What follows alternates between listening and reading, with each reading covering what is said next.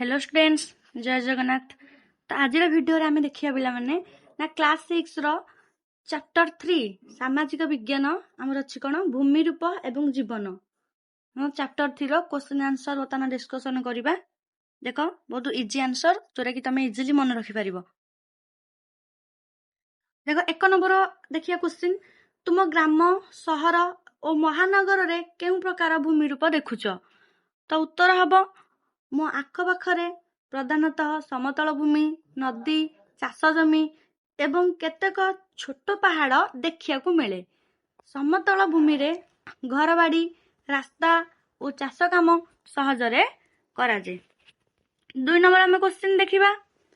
2 number देइछि छोट नागपुर रु प्रयागराज एवं आलमोड़ा यात्रा देखाउता तीनोटी भूमि रूप को वर्णना कर। तो उत्तर दाम देखिया हमें एक देइछि उत्तर देख मालभूमि आमे देखिबा। छोटनागपुर एक मालभूमि अंचल, यह उच्च एवं समतल भूमि। दूर देइछि समतल भूमि, प्रयागराज गंगा जमुना समतल भूमि अवस्थित, एठारे उर्वर माटी मिले। 3 पर्वत देइछि आलमोड़ा हिमालय पाददेश रे अवस्थित, एठारे उच्च पर्वत और ढालू भूमि देखा जाए। तो 3 देखिए हमें 3 नंबर क्वेश्चन कौन देइछि। तो 3 नंबर क्वेश्चन देइछि हमर भारतर केतेक प्रसिद्ध तीर्थस्थान और सेमानकर भूमि रूप बर्तमान आमे देखिबा। देखो उत्तर देखिबा तीर्थस्थान और भूमि रूप। तीर्थस्थान रे हमर बर्तमान अछि बद्रीनाथ। बद्रीनाथ ता भूमि रूप कोन ना पर्वत हबो। केदारनाथ तीर्थस्थान गोटे ता भूमि रूप कोन हबो पर्वत हबो। तारे अमरनाथ तारा हबो पर्वत। तारे हमर अछि प्रयागराज, प्रयागराज रो हबो समतल भूमि, भूमि रूप हबो।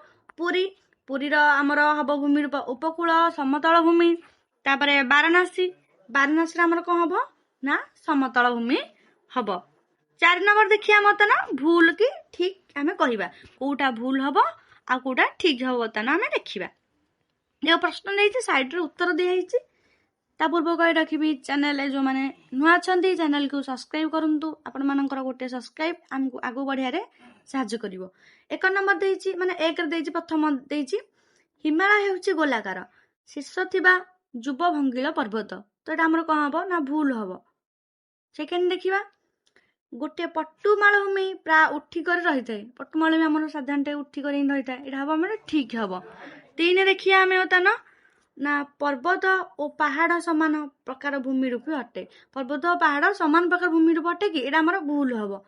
4 रे हमें देखिया हमें भारतर पर्वत मालभूमि और नदी रे समान प्रकार उद्भिद और जीव जंतु वास करंती, एटा हम आंसर हबो भूल। 5 नंबर हमें देखिबा गंगा नदी जमुना रे एक उपनदी अटे, एटा हबो भूल हबो। नेक्स्ट देखिबा मरुभूमि रे स्वतंत्र उद्भिद और जीव जंतु देखा को मिले। ठीक जेना मरुभूमि रे कोनटे आदि उद्भिद देखा जाए, तो स्वतंत्र उद्भिद और जीव जंतु देखा को मिले जेमि ओटो। तो एटा हमर ठीक हबो।